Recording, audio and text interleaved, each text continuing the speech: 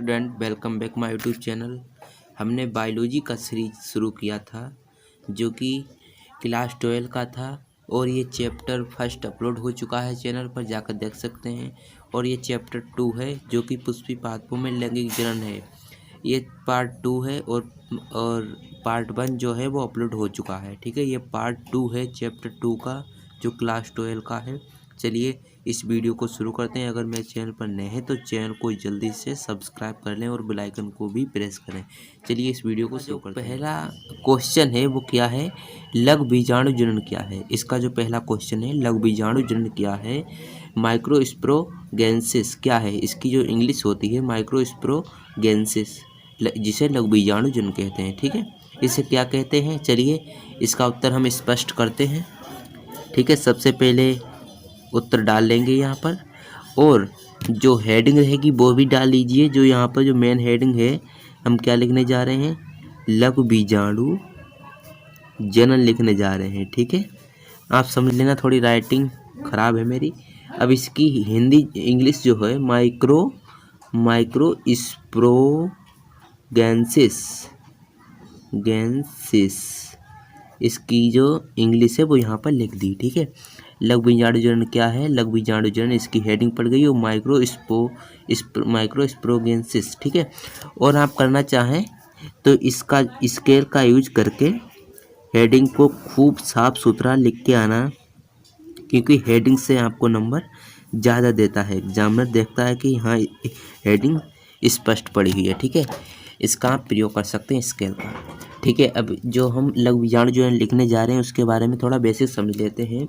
जो पुष्पी पादप होते हैं, जो फूल वाले जो पौधे होते हैं, उसमें नर युग्मक मतलब क्या होता है, पुमंग। ठीक है, नर युग्मक का मतलब होता है पुमंग। पुमंग में परागकण का निर्माण होता है। परागकण का निर्माण होता है तो उसी प्रक्रिया को लघु बीजाणु जनन कहते हैं। चलिए इस बात को स्पष्ट करते हैं। यहाँ पर पुष्पी पादपों के नर युग्मक परागकण।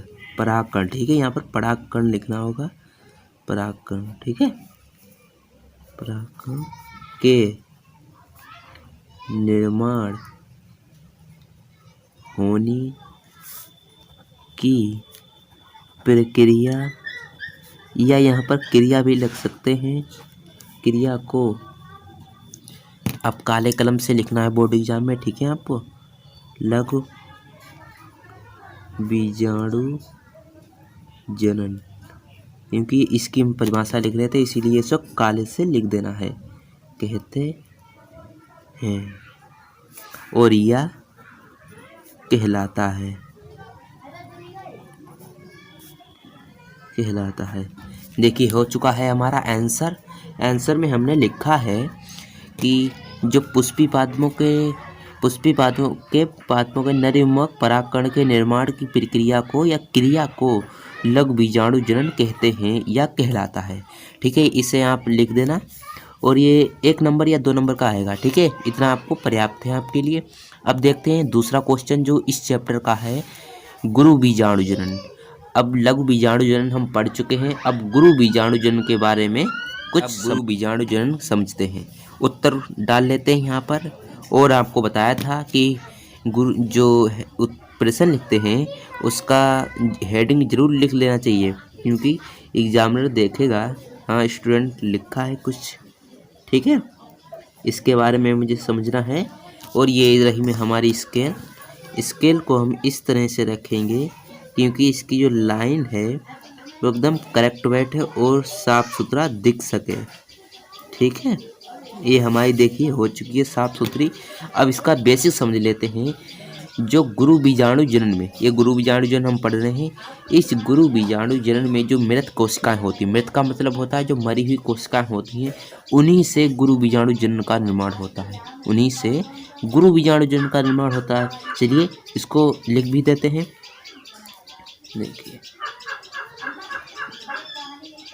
गुरु बीजाणु, ज़्यादा लिखना नहीं है और ज़्यादा रटना भी नहीं है आपको। ठीक है, जो मेन बात है वही यहाँ पर लिखना है। ठीक है, गुरु बीजाणु जनन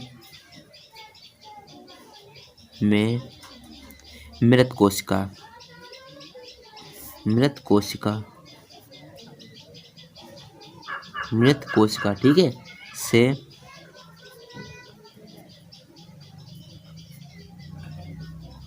गुरु बीजाणु, गुरु बीजाणु यहाँ पर होगा, गुरु बीजाणु के, यहाँ पर के लिखा जाएगा, निर्माण की प्रक्रिया, निर्माण की प्रक्रिया।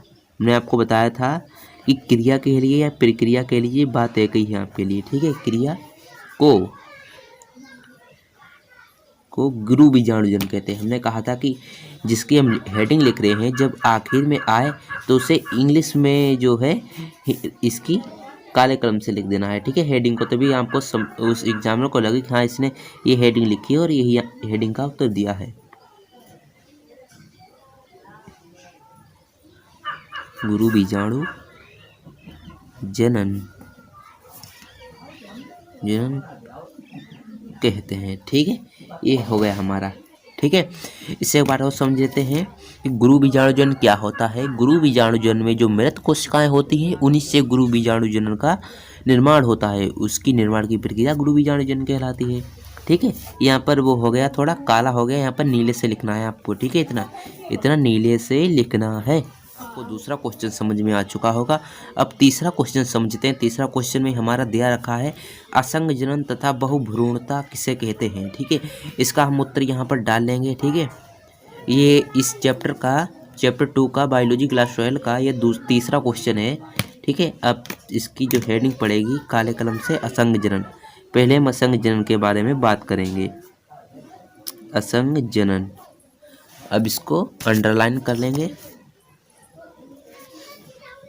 ऐसे और ऐसे, ऐसे आप भी करके आना बोर्ड एग्जाम में, ठीक है।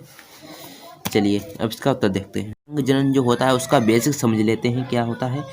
पौधों के जीवन चक्र, पौधों का जो जीवन चक्र होता है, जैसे जीवन का जन्म से लेकर मृत्यु तक का जो समय होता है वो जीवन चक्र कहलाता है। जीवन चक्र में युग्मक संलयन तथा अर्धसूत्री विभाजन, मतलब जो बिना जनन किए और अर्धसूत्री विभाजन के बिना ही नए पौधे का निर्माण होता है, ठीक है। बिना जनन किए नए पौधे का निर्माण होता है उनके जीवन चक्र में। तो इस प्रक्रिया को जो होती है ये प्रक्रिया उसे असंग जनन कहते हैं। चलिए इस भाषा को लिख कर स्पष्ट करते हैं। देखिए, पौधों के जीवन चक्र, पौधों के जीवन चक्र में युग्मक संलयन, मतलब जन्म किए बिना संलयन तथा अर्धसूत्री, यहाँ पर लिखा जाए अर्धसूत्री विभाजन के बिना ही नए पौधे का निर्माण हो जाता है। स्टूडेंट, नए पौधों का निर्माण या उत्पत्ति हो जाती है तो इसे असंग जनन कहते हैं। हमने कहा था कि जिससे हेडिंग लिखेंगे उसी कलम से यहाँ पर लिखेंगे उत्तर के आखिर में, असंग जनन, ठीक है, असंग जनन कहते हैं। ये उत्तर हमारा स्पष्ट हो चुका है। देखिए यहाँ पर क्या लिखा है, पौधों के जीवन चक्र का मतलब होता है जन्म से लेकर उसकी मृत्यु तक का समय जीवन चक्र कहलाता है। जीवन चक्र में युग्मक संलयन तथा, युग्मक संलयन का मतलब होता है कि जो युग्मक बनाए जाते हैं जैसे एक्स और एक्स वाई, ये अर्धसूत्री विभाजन होता है।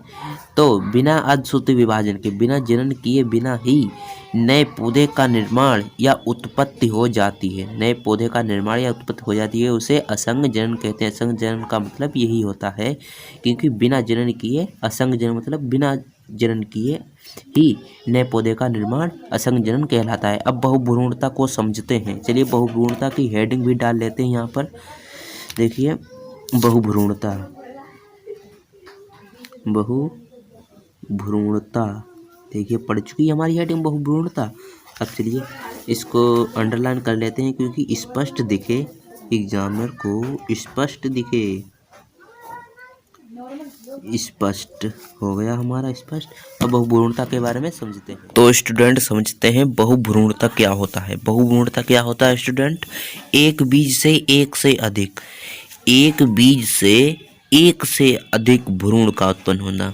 अगर कोई बीज ले लें, ठीक है, अगर किसका बीज, गेहूं का बीज ले लें, ठीक है, एक गेहूं का अगर हम बीज लेंगे, उसमें से एक से अधिक भ्रूण उत्पन्न, मतलब एक से अधिक पौधे उत्पन्न होना ही बहुभ्रूणता कहलाता है। ठीक है स्टूडेंट, एक बीज से एक से अधिक भ्रूण का उत्पन्न होना बहुभ्रूणता कहलाता है। ठीक है, अब ये पार्ट 2 रहा है बायोलॉजी क्लास 12 चैप्टर 2 का पार्ट 2 रहा है, और ये पार्ट 3 जो है वो जल्द ही अपलोड कर दिया जाएगा चैनल पर।